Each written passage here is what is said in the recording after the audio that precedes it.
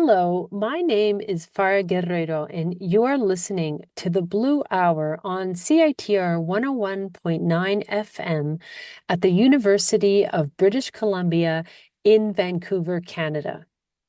CITR broadcasts from the traditional, ancestral, and unceded territory of the Musqueam people. My guest today is Federica Mingolla, one of the most accomplished Italian climbers of her generation. Federica is a climber and mountain guide who lives in the Aosta Valley. In 2014, she became the first Italian woman to climb Tom Egeri, the famous 60-meter 8B plus route in the Verdon Gorge. 2 years later, she became the first woman to lead the entire Via Attraverso il Pesce, the fish route, on the south face of the Marmolada, climbing all 900 meters free in a single day.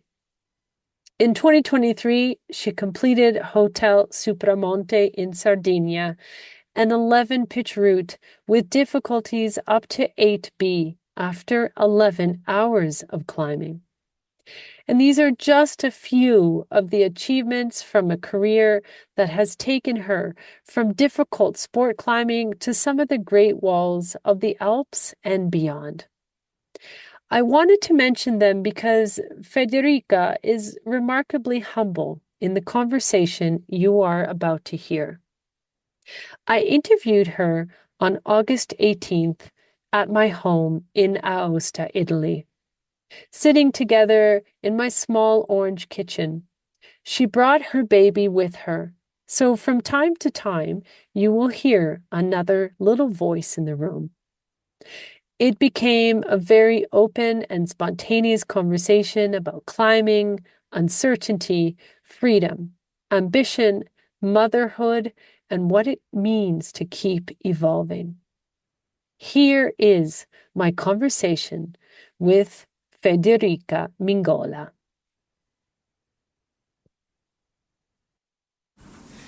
I'm here with Federica Mingolla, and she's here in my home in Valle Aosta in northern Italy.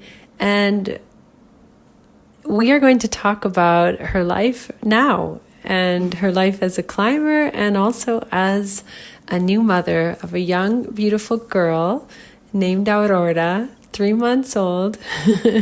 And it's a privilege to have you here, Federica. Thank you so much for coming. Thank you for letting me being here with you.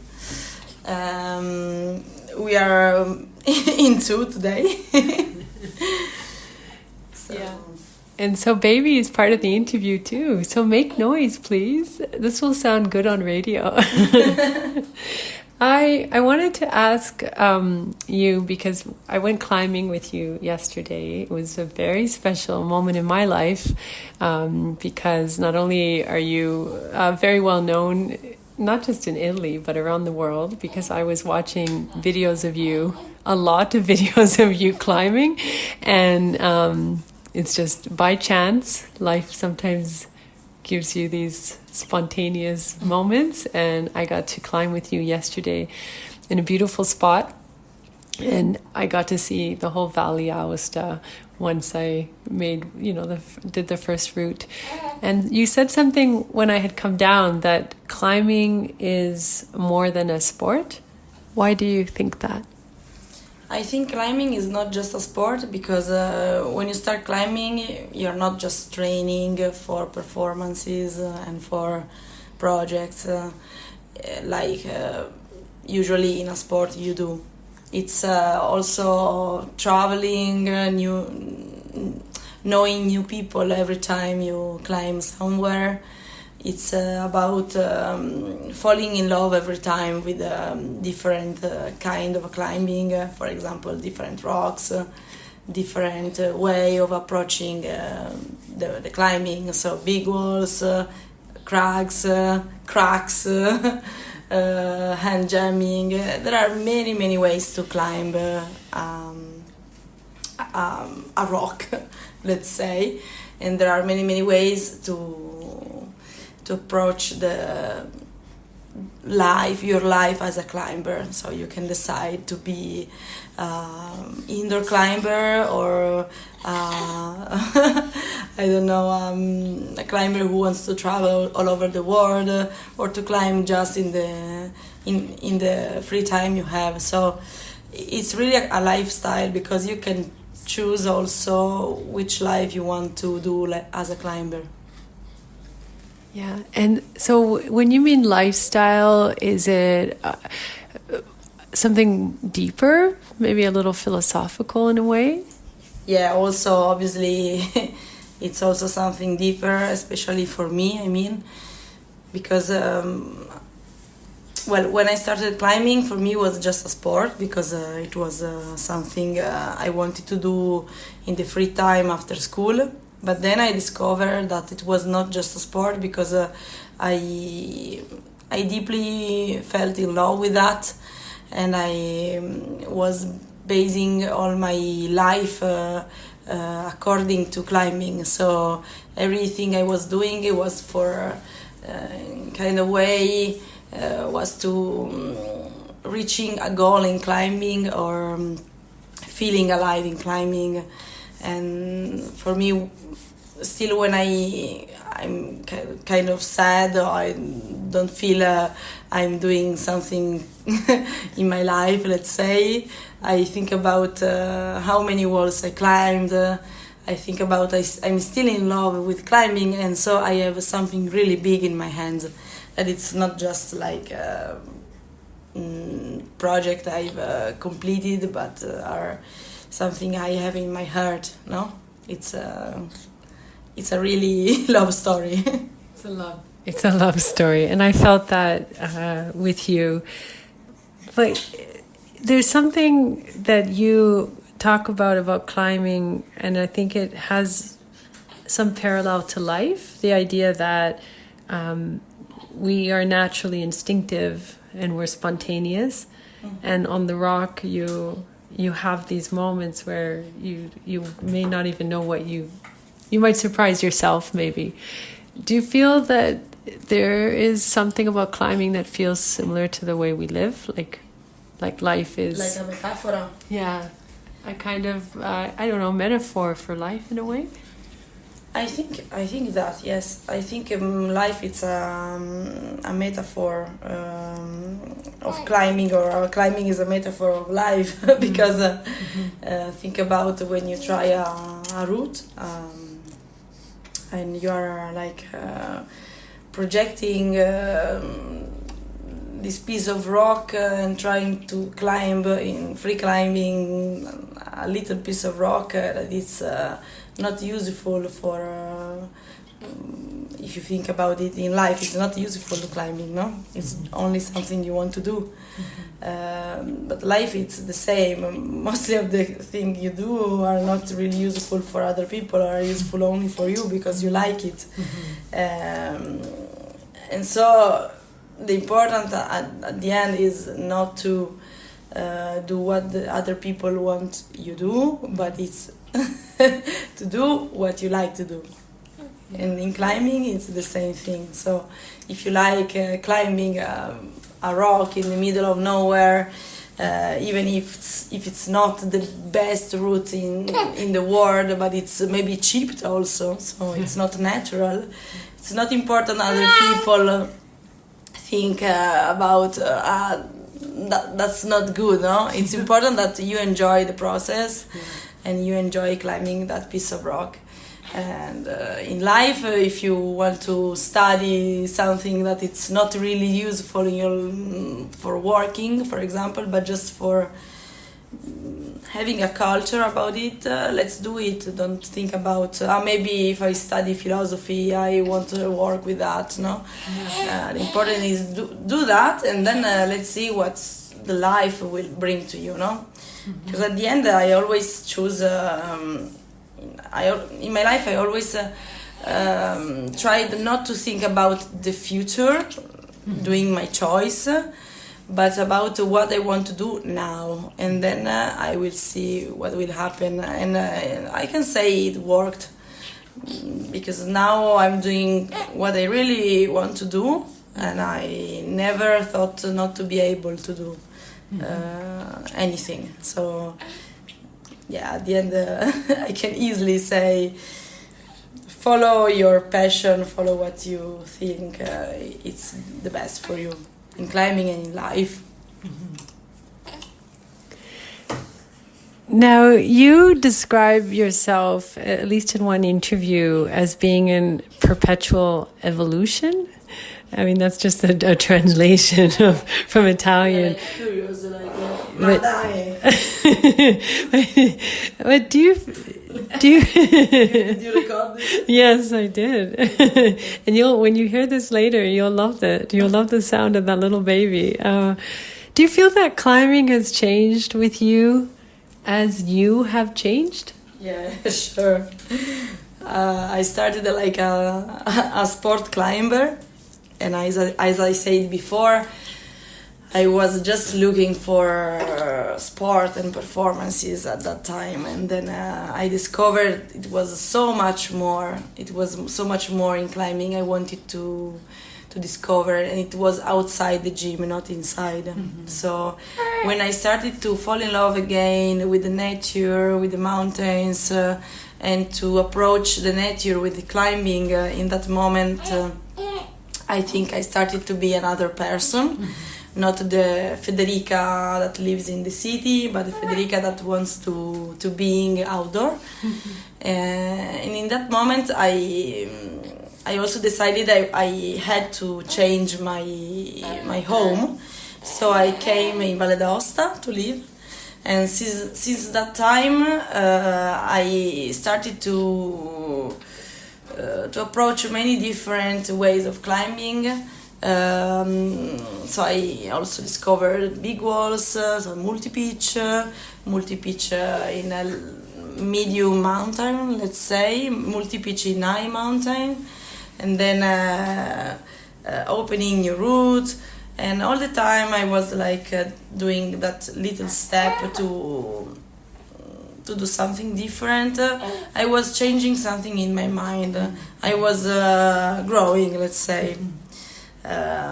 Like when I decided to do my first expedition abroad, it was that time of my life I really wanted to escape from Italy, because I was feeling it was suffocating me in kind of way. I wanted to discover the world. Now, for example, it's that moment of my life. I just want to build my own house, cioè to build something for me here in Valle d'Aosta. I'm not thinking about having a big travel abroad. So I'm really happy to stay here with this little baby. And just for saying that, climbing is something that grew with me and changed my ways of living my life. And I can say also that it's something, I can say, come si dice, reciproco. Reciprocal. Sì, yeah. Climbing changed me, but I change also climbing. You have a philosophy of life. That's what I think. That's deep.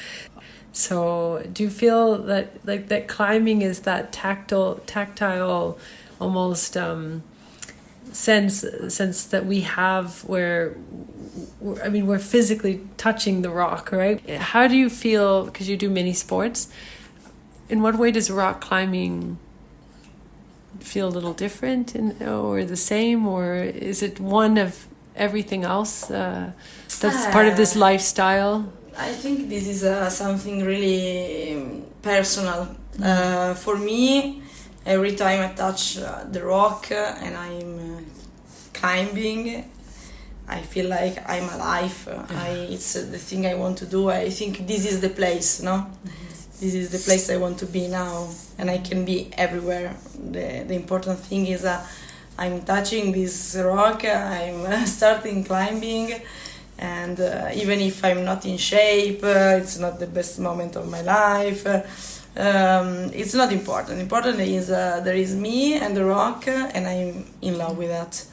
So that's why I say it's really personal, because somebody can say the same thing about doing ski touring, I don't know, or playing the guitar. Yes. So it's, but yeah, for me it's like this. It's really, really important to feel this sensation, and to. Otherwise, I cannot do that. I think I cannot live in climbing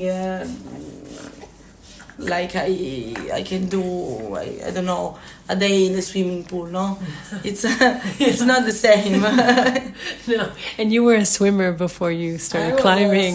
I was a swimmer. That's why I kind of stopped, because I was not feeling that feeling between me and the pool.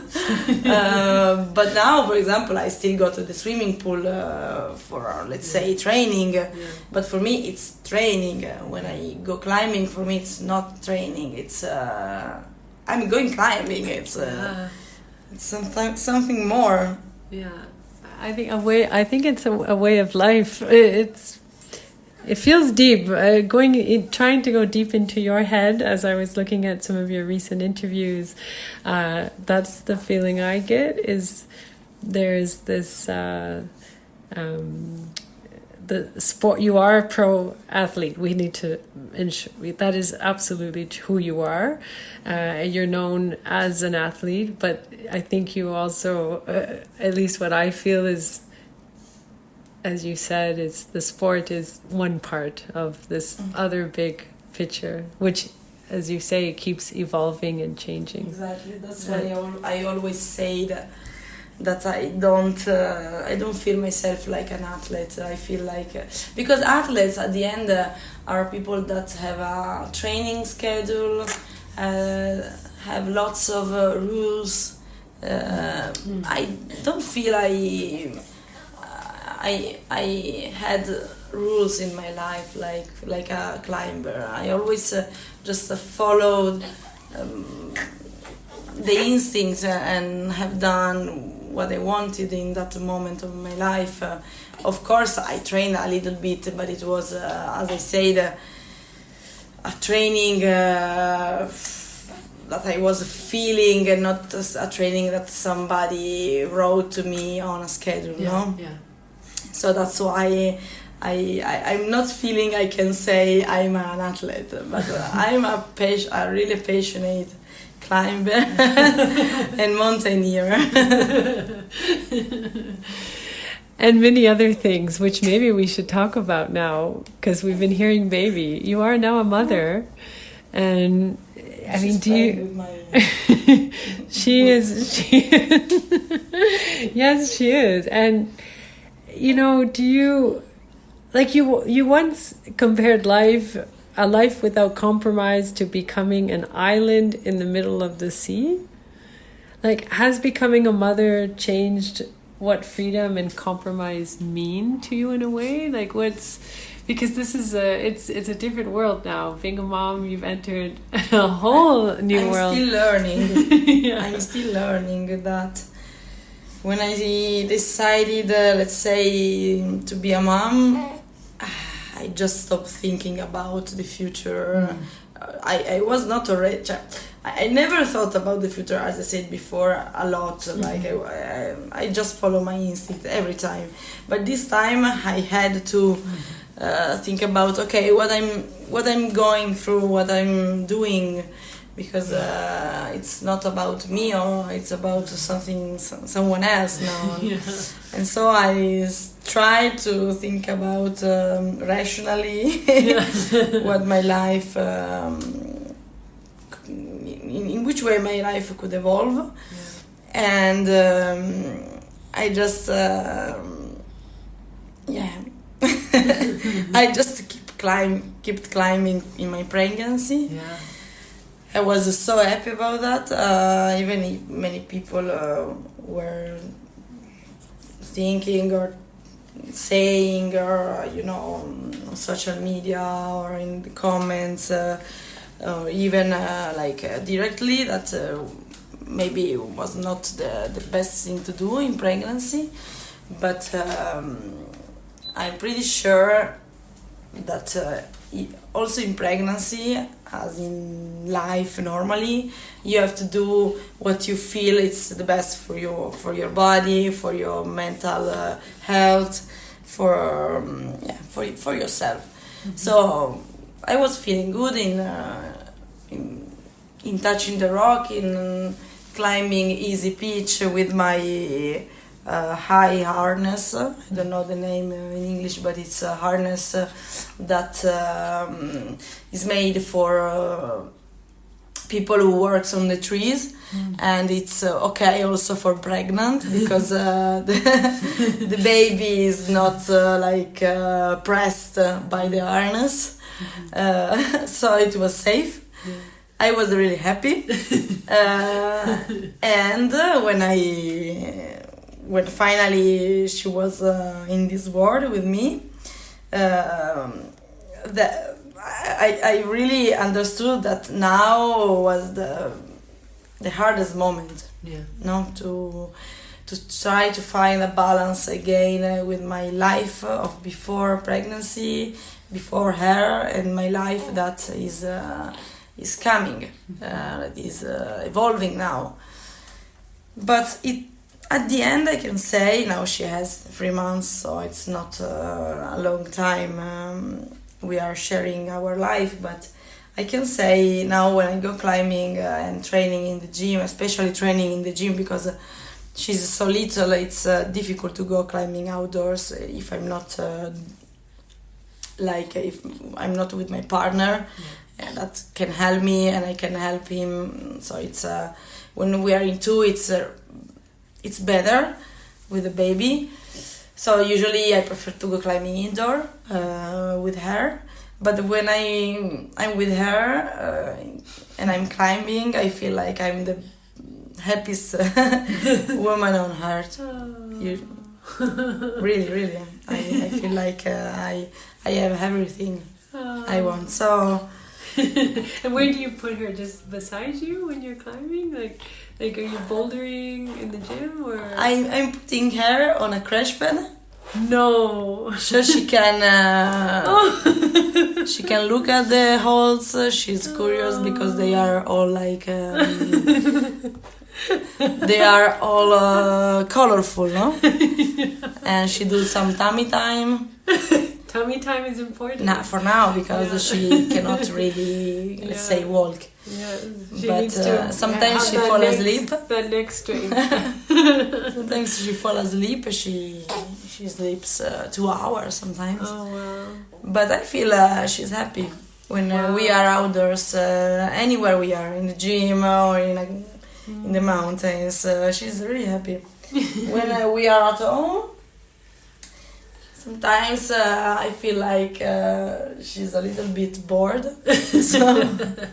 So I thought at the end, I think at the end she's like me. And why did you name her Aurora? Because Aurora, it's the first light you see in the morning. It's the pink one, like the first light you can see when it's a sunny day. It's the sky has no clouds, and I thought the Aurora for me was a new beginning, a new day starting. Aurora is my new beginning. And also I thought about when I was in Norvegia skiing, I saw many aurora boreale. Oh yeah. And I thought it's the most beautiful things, you can see in your life. The aurora boreale, it's magic. Yeah. And at the same time, she's the most beautiful things it happened to me. Yeah. So that's why Aurora. and she is very beautiful. And now you are. I want to talk about some of the other things that you're doing, because you're keeping yourself quite busy. You're also a student. you're studying quite a bit, and then you finish your guide certification. You have, I would imagine. I mean, that's not easy in Italy, no, to get the kind of certification that you have. So let's say the process for being a guide, a mountain guide, it's long in Italy, but as in the other countries, it's long. It's 5 years plus the curriculum, so it's like a university. I think harder. And then when I finished my guiding course, the same year I had like the qualification. I decided to come back studying, because let's say when I was living in Torino and I finished my university, I studied physical education at the university. I said, okay, if I can do the osteopathy college, I keep staying in Torino and I will do the guiding course after that. But then at that time the college for osteopathy was really expensive, and we are just 3 sisters, and my parents cannot, let's say, pay my college and the university of my sisters all together. So they said, okay, you will do that when you can pay by yourself. And so I started doing the guiding course. Obviously, when you do the guiding course, it's like 2 years, and then you can work for 2 years, and then the 5th year you have the last exams. So you can work, but you're like a tirocinante. It's you are aspirant, they say. And in that period, I earned enough money for starting the university then. And so here I am. Now I am the 4th year of the college. It's a college because it's private. It's not a public university, osteopathy. But I really like it. It's not easy because you have to study a lot. And now, you have baby. Now studying with her, it's something really hard because you have to play with her while you are studying, and also we have many hours of tirocinio, of practicing. So you have to stay in Torino for that, because we have to practice in the same place we study. That's not easy. No. But we will make it. Still 1 year. Yes. No, and so what is I know you're not someone that thinks too far in the future, but where do you see yourself professionally, as a climber, as a guide, and also working as one day as an osteopath? Like, how do you envision your future? To do everything. I don't know how, but you seem to be, which I don't know. It doesn't surprise me. I think you are a very strong woman, and my feeling maybe is just what you've pushed yourself to do already at a very young age. Maybe these new challenges maybe are not as difficult, or do you think everything is challenging in life? I think for sure my ways of approaching my climbing life will change with the child. Also because I'm not gonna stop. As you say, how can I say in English? I'm not gonna stop myself at the first child. I want to have 2 babies. So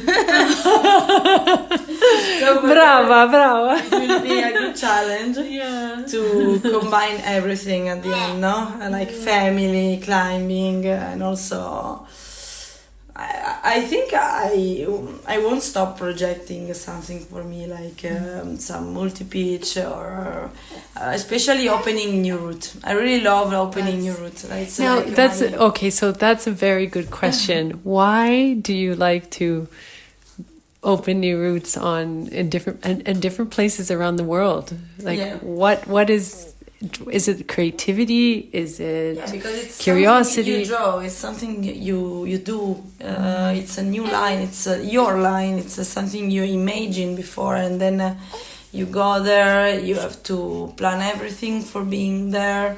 It's like it's like art. So it's like a painting, no? That you imagine and then you draw it. Ecco, siamo stufi. Siamo un po' pieni. And so that's it. Also, starting a travel without knowing what you're gonna do, and then finding your wall and finding your line. I think it's the best sensation in life. Even if you don't go like far away, you can find your line everywhere, no? And that's the other thing I love, because you can be a wild girl in the best moment of her life, like in the physical shape, but you can also be a postpartum mother, like that likes climbing, but wants to open a new route and do it near home. So it's something you can do everywhere and you can do anytime, opening your line. It doesn't matter how difficult it is. So can I ask you, because this is something, it's very interesting, because I had a guest on my show that was describing this artistic side, just like you, basically what you said, that there was a young girl in her local gym that did a route and it looked like a work of art. Mm-hmm. And it wasn't maybe the best thing to climb, but it was very creative, and she was very interested. This is Sophie Alexander, who was interested in that, exactly what you said, this creative side. So if you're on the rock, what do? You're going to the crag, you're looking at something, are you studying it, or how do you envision a line? It's difficult to explain. It's something you feel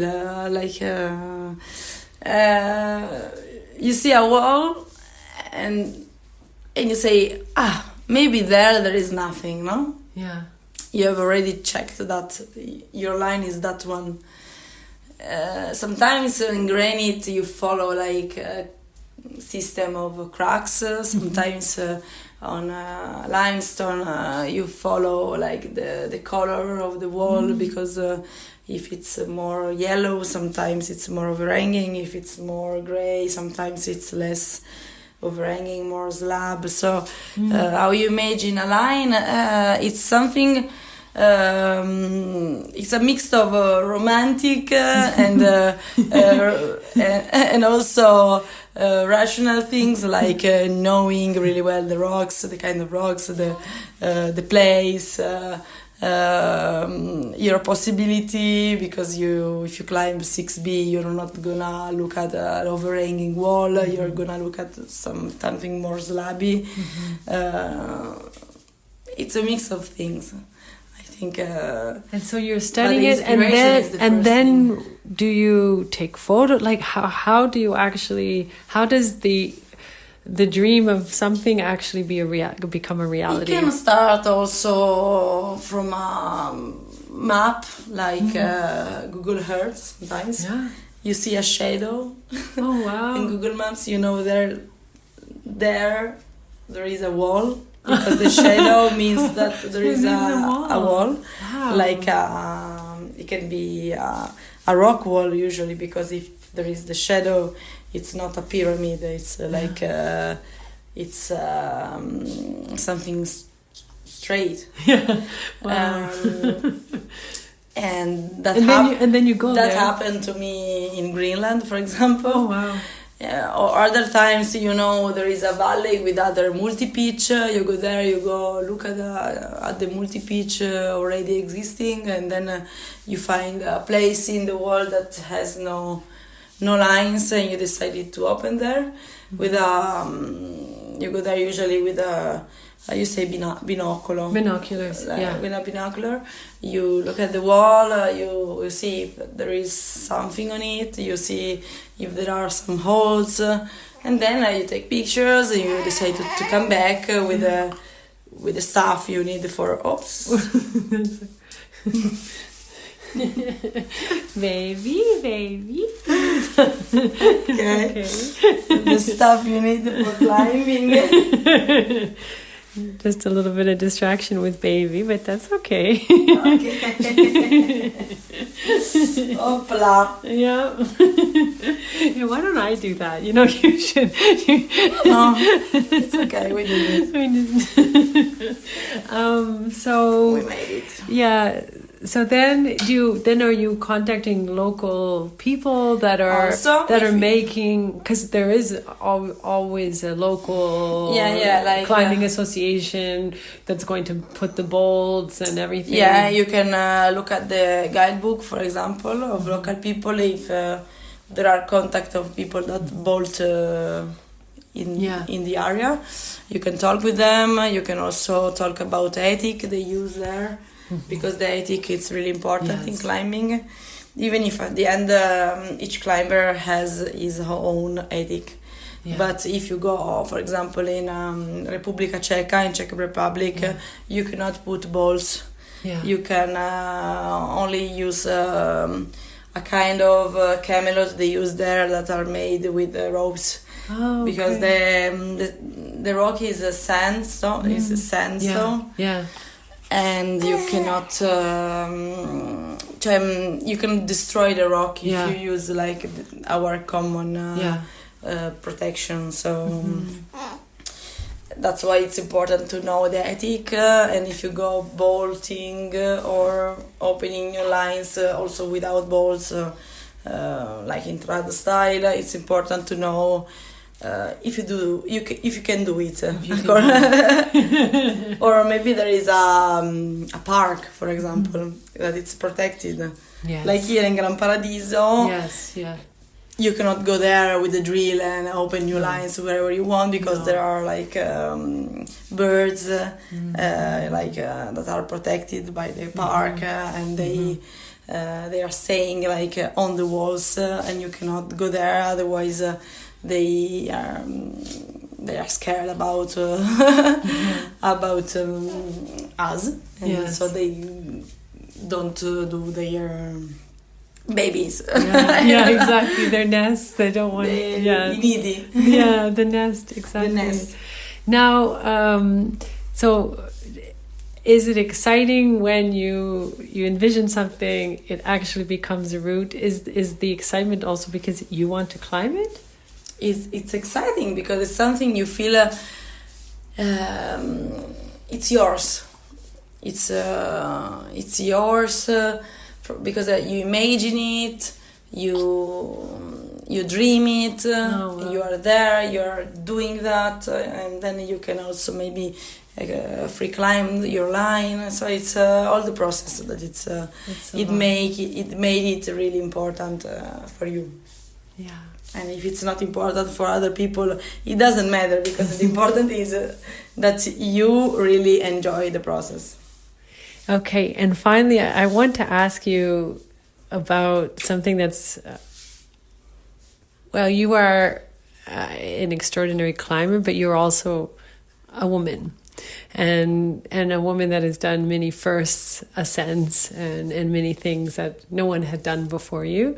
And so how do you feel do you feel that your identity as a woman is something that makes you who you are as well? Like, do you feel that there is the female climber is, or do you feel that all climbers are the same? It doesn't matter our gender. We are all, we all are climbers. In my thought, there is no gender. Like I always thought, as I was not a girl, not a man, I was a climber for me. But I think my success, let's say, it was made because I was a girl climbing and not a man. Because I was living that moment of the climbing history when, let's say, it was strange seeing strong women climbing in the mountains, for example.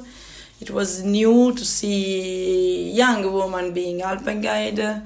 And so I think it was important for me that I was living that moment, and my success was really connected with this for this reason. At the time I was living, but for me that thing was not important, because the important was still I was enjoying what I was doing, and if a sponsor was deciding to give me money for my project because I was a girl climber, so blah blah blah, that doesn't matter for me. The important was I could do that because sponsor was giving me some money and was giving me support. Punto. However, I think, like myself, we admire women like you. You know, like it's you're a role model for many women that maybe want to get into the sport, that watch your videos. You know, that it's not that it's a man's sport or a woman's sport. I agree with you there. However, to see a woman strong and climbing what you climb is, I think it's pretty admirable. And, but I was not thinking about that at the time. No, I was just thinking about myself. You know, we are all egocentric, climbers especially. I discovered that I was a kind of model, let's say, to follow for people, especially women, when I was a little bit older, when I was like 25, 26, 27, and I was traveling all the time, doing projects, pushing hard, and I was just thinking, okay, I want to do that, I go for that. I want to do the other thing, I go for the other thing. Sponsor gave me money, okay, let's do it. If sponsor that didn't give me money, okay, I will do by myself again. You know, I was doing it even if I had no support by anybody. Because we say in Italiano, it's I was a testa calda, no? A warm head, like somebody that just go for it, even if the heart is burning, you know. And so it's now I appreciate that I could be a kind of point of let's say, we say punto di riferimento. It's somebody that can inspire someone else. For me now it's important, but because I'm 30, 32 almost, and I know that I sometimes I need the same, you know. And I hope it will be the same also for my daughter. But it's important also to be inspired by the correct person, by the right person, because we have also many many examples that are not good to follow in sport. Yes, that's true. Which we don't need to name. No. Because we know that in sports there are some extremi. There are some people that push themselves almost to be not human anymore. You know, because because of the performance. But I think it's not healthy to follow that example for people. Yeah. Bulgina. Do you have anything else that you want to say, to share? I can say, I don't know, that I can say at the end the important thing in life for me is to being inspired by something. And for me it was the climbing, and it's climbing also now.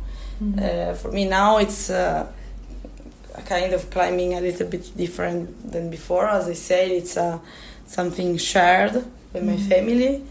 But I think without climbing, I could not be the person I am now. I could not be really happy, no? Wow. Because I feel it's the expression of myself. Wow. And it's not important, it's not useful in life. Even if I did this for work for many years. But it's not important that was making money. It was important for me because I was happy with that. So, and it's the same thing. It's the same right now, even if I'm not, let's say, an athlete like before, because I decided to, let's say, not to stop, but to kind of evolve as a climber, being more mountaineer, being more mountain guide, being a mom. But still, when I climb a little piece of rock, I'm the happiest woman on earth. And I think you are too, Aurora. You're smiling right now. See? Yes, you are smiling a lot. She's happy. You are very happy. Well, thank you. Grazie mille. Grazie. That was sorry for my English. No, your English is great. But we will work on it. Yes, but thank you so much for this. Thank you. Yeah. Thank you too. You have been listening to the Blue Hour on CITR 101.9 FM, the broadcasting voice of the University of British Columbia. CITR began broadcasting at UBC in 1937 and joined the FM dial in 1982. My name is Farah Guerrero. I am the volunteer host and producer of the Blue Hour. You can download this podcast through CITR or find the Blue Hour on Spotify, Apple Podcasts, and YouTube. A full transcript of this conversation will also be available on my blog at thehourisblue.com. My guest today was Federica Mingolla. You can learn about Federica and her work as a mountain guide at federicaguidaalpina.com. Thank you for listening today.